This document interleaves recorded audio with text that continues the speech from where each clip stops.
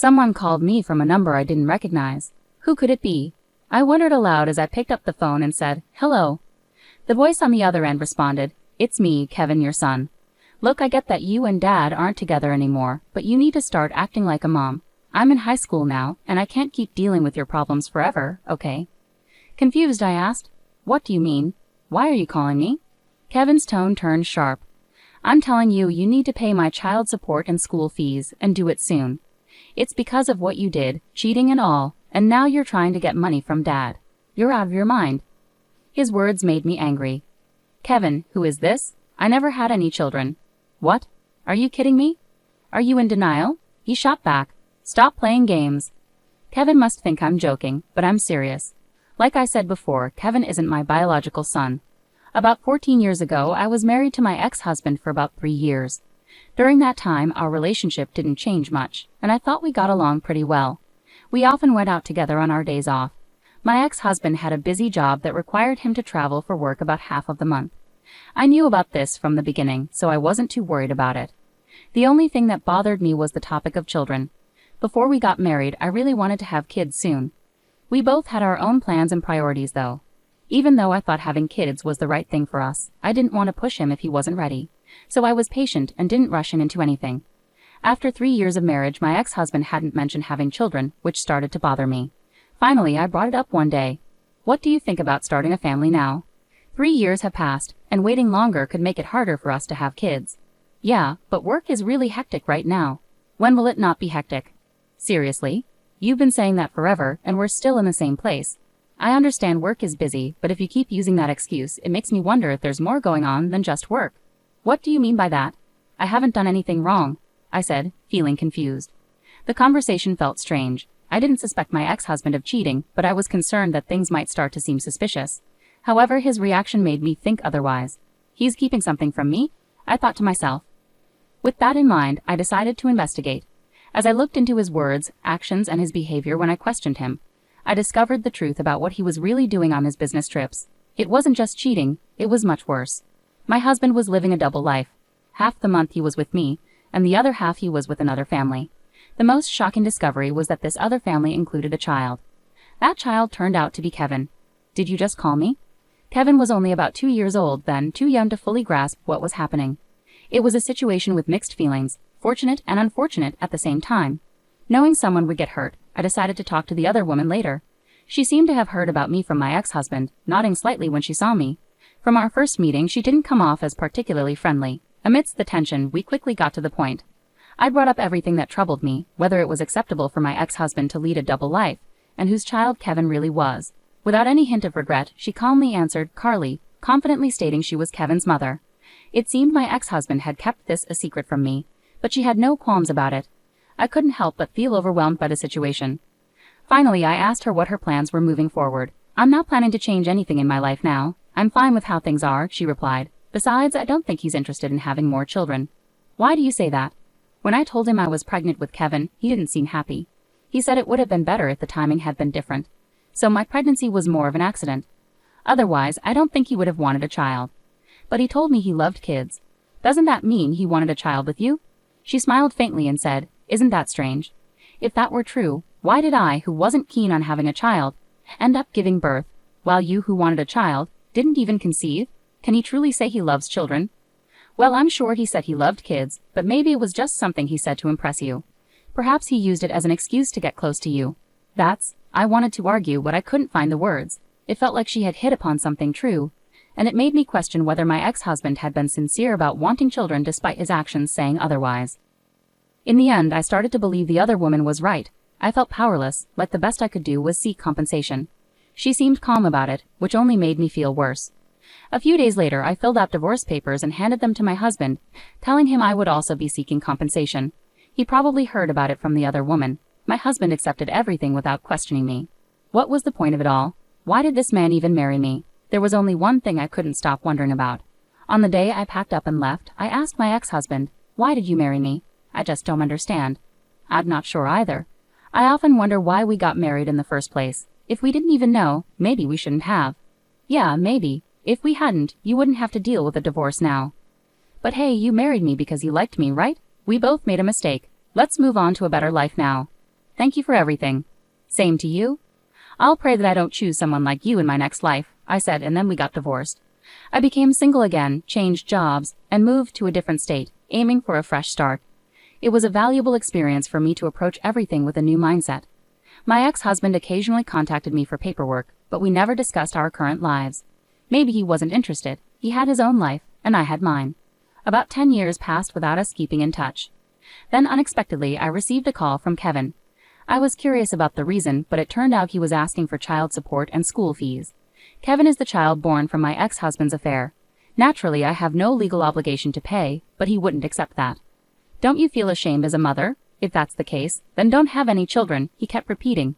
It was frustrating to hear the same thing over and over. I didn't want to escalate things, so I waited for him to calm down. Finally, after a few minutes, I managed to speak up. Can I say something? There are a few things I need to clarify. How did you get my number? It's obvious. I got it from Dad.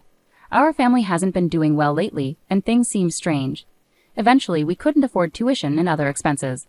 Because of that, I had to start working part-time. Dad said it was all your fault.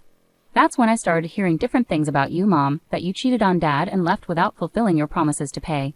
Until then, I hadn't asked much about the divorce, but now it all made sense. It's all your fault, he concluded. I see. I finally understood why he was so angry. If what he said was true, any kid would be upset.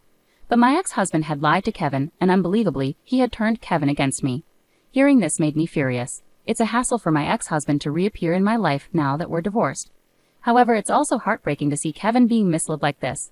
From my point of view, he's a stranger, but I couldn't just ignore the situation and walk away, saying it's not my problem. After remarrying and having children with my current husband, I felt a responsibility as a parent to do the right thing. Kevin, now 16, seemed old enough to hear the truth. Kevin, everything I'm about to tell you is the truth. If you need proof, like a DNA test, I can arrange it. Can you listen to me for now? I asked. Yeah, Kevin replied hesitantly. As I revealed each detail, he grew increasingly agitated. If what you're saying is true, why did Dad have me call you earlier? Kevin asked, confused. Kevin, you mentioned you're working part-time. What are you doing with the money? I inquired. Saving it for me. Our family's been struggling financially lately, and I wanted to help out with debts. High school isn't mandatory anymore, so I don't need much, he explained earnestly. You're such a responsible kid. But have you ever wondered why, with that money, you can't cover your tuition and expenses? Well, sometimes my phone bill payment is late. I think Dad might be short on money. Is he working right now? He's working. He goes to the office regularly. I see. I have a bad feeling about this. Could it be that my ex-husband is using Kevin's money? With that suspicion in mind, I decided to look into my ex-husband's activities once more. Kevin, can you give me about 3 weeks? Haha, sure, that's fine. And please don't tell Dad about what we talked about on the phone, okay? Okay, I won't. So I decided to investigate my ex-husband further. I hired a private investigator and waited anxiously for the results. Some might say I'm going too far, but everything I do is for Kevin's sake. I wouldn't go to such lengths for anyone else. Even if people think I'm crazy, I don't care. Would I abandon a child who looks like he's on the verge of collapsing right in front of me? Absolutely not. I refuse to become that kind of person. Above all, I felt a deep anger towards my ex-husband for deceiving Kevin. Filled with this anger, I waited for the private investigator's report for 3 weeks. When the results finally arrived, I was shocked and furious. It turned out my ex-husband wasn't currently employed full-time. He was working as a temporary worker and had recently been laid off. Instead of actively seeking new opportunities, he was spending his time idly drinking or playing cards. Kevin believed his dad was working because he often dressed in a suit, but the truth was he was unemployed and not actively searching for a job. What angered me most about my ex-husband was how quickly he acted remorseful in front of Kevin. Seeing his dad like that, Kevin felt sorry and willingly handed over all his part-time job earnings. Little did Kevin know, his money was being squandered on gambling and drinking by his father. This situation couldn't be ignored. First and foremost, I needed to take action to help Kevin. With that in mind, I called my ex-mother-in-law, relieved that I hadn't deleted her number from my phone book. Hello. Oh, Ava. It's been a while. How have you been? Long time no see. What's on your mind? Is everything all right? I explained the current situation to my mother-in-law. During my marriage, she and her sister-in-law had been at odds with me. After the divorce, we hadn't kept in touch. However, it seemed she had heard about my divorce and understood that I had moved on with my life, so she wasn't upset at all. I see. I'm sorry I didn't mention it earlier. I thought it would be better coming from him, but he was cheating, wasn't he? My mother-in-law's voice took on a somber tone. As I shared all the details, she let out an angry exclamation over the phone. I understand now. It all makes sense. I wasn't informed about the birth because he had a child with someone else. He brought Kevin to see me, but I was told not to contact you because you needed space after giving birth. Some people go through mental instability or even illness during that time, so I respected your privacy. When I found out about the divorce, I felt sorry, but I didn't know how to reach out to you. Is that right? Now Kevin visits occasionally, and it brings me joy. Regardless of how he came into this world, he's not to blame. I want to support him and be there for him in the future. You've always been understanding. I'm actually relieved to hear you say that.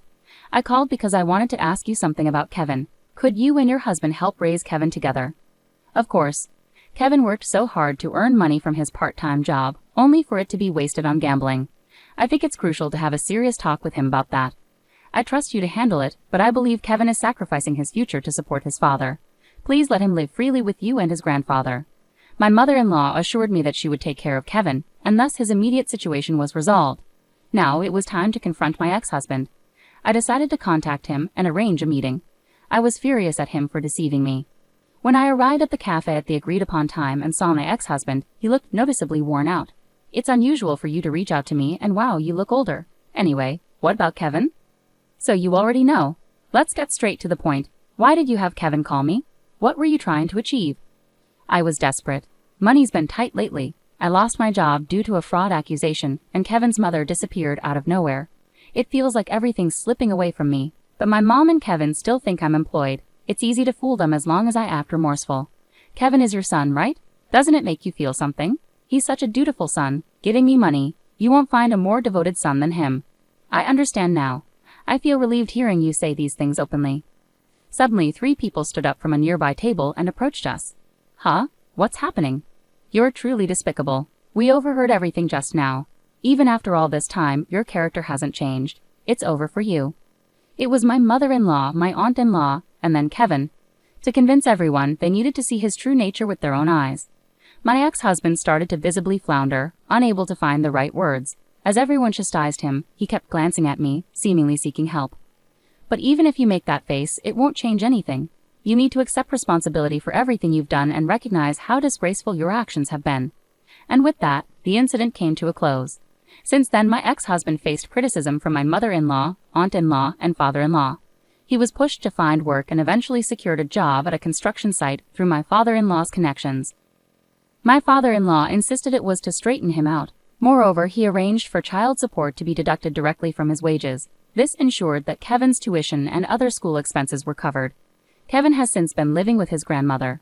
While I remain deeply disappointed in my ex-husband, he has apparently shown kindness to my mother-in-law and father-in-law. Kevin continues to be a kind-hearted child through it all. I'm still uncertain if my actions were entirely justified, but there's no denying things have improved. My greatest wish is for Kevin to find happiness. As my mother-in-law wisely said, a child born into this world bears no guilt.